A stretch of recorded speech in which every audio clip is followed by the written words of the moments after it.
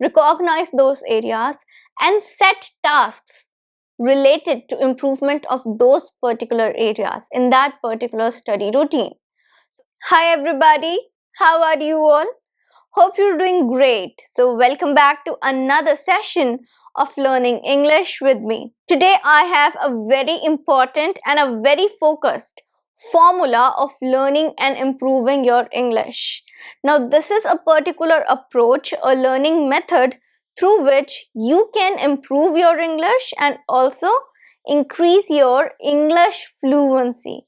This is going to be really beneficial for your English fluency, that is the project based approach to learning English. The project based approach to improve your English. Now, this project based approach is a very focused approach, and this is perfect if you want to become fluent in English, if you're really dedicated and passionate towards improving your fluency. So this particular kind of technique works really well if you are willing to really take your fluency to the next level. If you want to take your English level one step ahead, use this technique, use this approach in order to improve your English. I'm Shivangi Gupta, your CELTA certified English language tutor, certified by the University of Cambridge, the UK, and you're watching Speak English with Shivangi. Before beginning, please subscribe the channel for all the lessons that you get on this channel. Also like the video and share it with your friends too. Okay, so coming back to today's lesson, that is the project-based approach to learning English. Now, this is an approach that is very focused and targeted. If you are willing to learn English, if you are dedicated towards learning English, and you want to take the level of your fluency to the next level, then this is the perfect approach for you. I suggest this is an approach where you are looking for better results in less amount of time, and you're putting in all your efforts and maximizing the result. So the result is the maximum, the best possible result that you can get. Okay, project-based learning. Now, what is this? What exactly is project-based learning? See, project. The keyword is project. What is a project? If you are a student, I'm sure you must have done lots and lots of projects during your school time, your college time, right? So the project-based approach, when you do a project, what do? You put in all your efforts.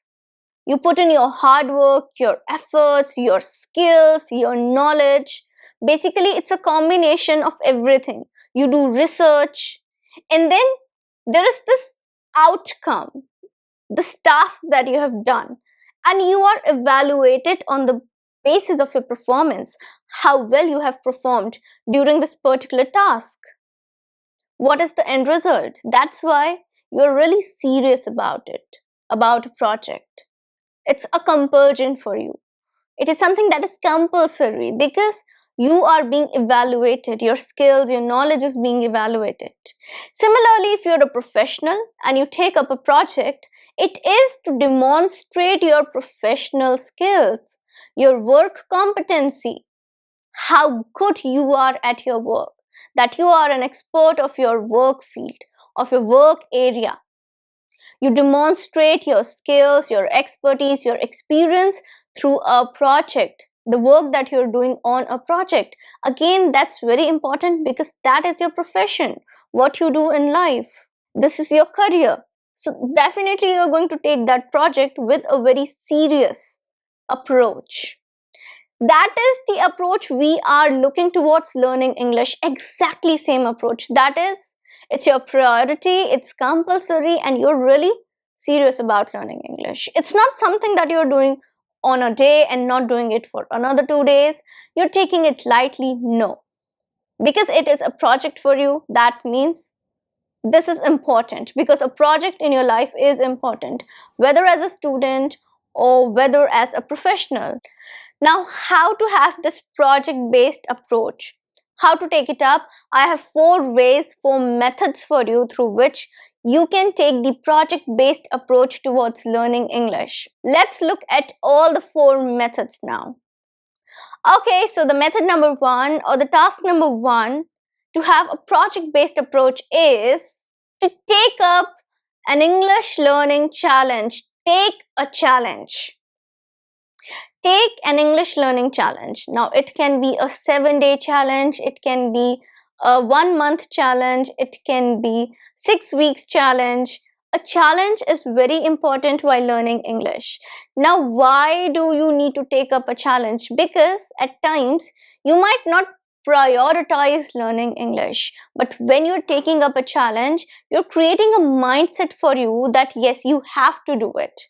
It is compulsory for you and it is important for you. Why? Because when we take something as a challenge, we actually treat it with a very competitive attitude. Because if you fail in that challenge, that means you failed in your abilities and skills. And that is something that we never want to prove, that we are failing at something, right? We want to win. That's the natural instinct. That's a natural instinct that we have inside us, that when we take up a challenge, we want to win it. We want to prove ourselves as a winner. And this instinct is going to help you in being consistent towards learning English when you take up an English learning challenge. So challenges are a great way to have a project-based approach, to have a serious approach towards learning English. Take up a challenge and stick to it. Now, taking up a challenge is very easy, but following it through, that's difficult. The thing is that you have to take up the challenge and you have to follow it through. Whether you're taking a 7-day challenge or a 6-week challenge, it's up to you.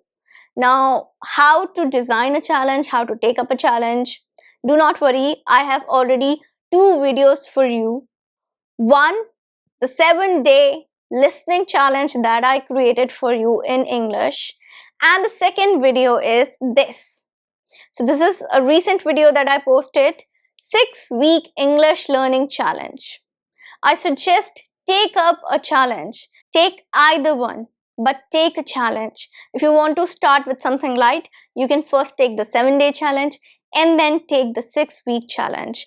And this is going to help you a lot in improving your English and having a very focused and project-based mindset towards learning English.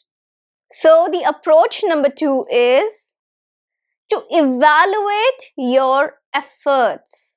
Now you have to evaluate your efforts. See, evaluating progress is important, and evaluating progress is something that you need to do, but in order to evaluate the progress, you have to take up few tasks. You have to at least learn English for a period of time, and then after that time period, you have to look back, you have to compare. Evaluation is a more difficult process. A lot of people find difficulty in evaluating their progress. But evaluating your efforts, that's easier than the progress, because you know what you're doing. When you're evaluating your efforts, what you have to do is you have to just evaluate whether you're doing what you were supposed to do or not. So evaluating your efforts is like you're taking up a challenge, you know that you have to do these 5 tasks, okay? Evaluating your effort is making a checklist and then checking it out, each task, whether you're taking up the task or not. So if you're taking up the task, if you're completing your task with all your dedication, at least you're making the right efforts. Now, how much these efforts are going to give you results? It depends from situation to situation. Okay, what we can control is making those efforts. That's what we can control. So be positive and you have to evaluate your efforts. That if you were supposed to do 2 tasks in a particular day, you're doing both the tasks. You're doing it or not. What are you doing? If you have planned 7 different tasks in a week, how many of those tasks did you complete? So that is evaluating your efforts. What kind of efforts are you making towards learning English? When you'll evaluate your efforts, obviously you will have a very focused approach. You'll know what to do, what you're not doing, what is left to do, what is required for you to do in order to improve your English. Approach number 3 is to create a study routine. Now, you must have a routine. If you are particular about learning English, about improving your fluency, you must have a particular routine. If you don't have a study routine, you will end up learning random things in English. You will not learn the things that you are supposed to learn, the things that you're supposed to practice in order to improve the areas of weaknesses. Everybody has certain areas of strengths and weaknesses. What are the areas where you need to put in more efforts? Recognize those areas and set tasks related to improvement of those particular areas in that particular study routine. So if you want to improve your vocabulary, you are setting tasks to improve it in a particular study routine, and you're following it for at least 3 days in a week. For example, Monday, Wednesday, and Friday. So that's your vocab study routine. Create these kind of study routines to stay particular about what you are learning in English, and also to stay punctual.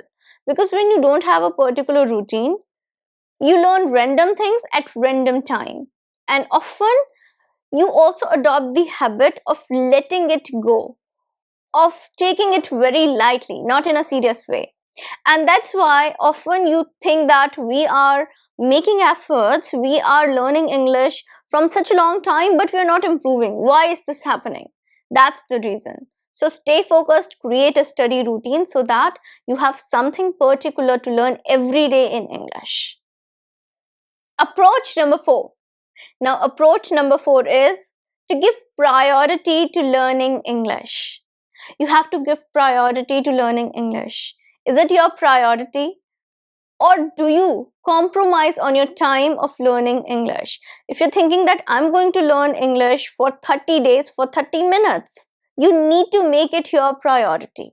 Prioritize your English learning time that you have set aside. Do not compromise it or do not switch it for some other task.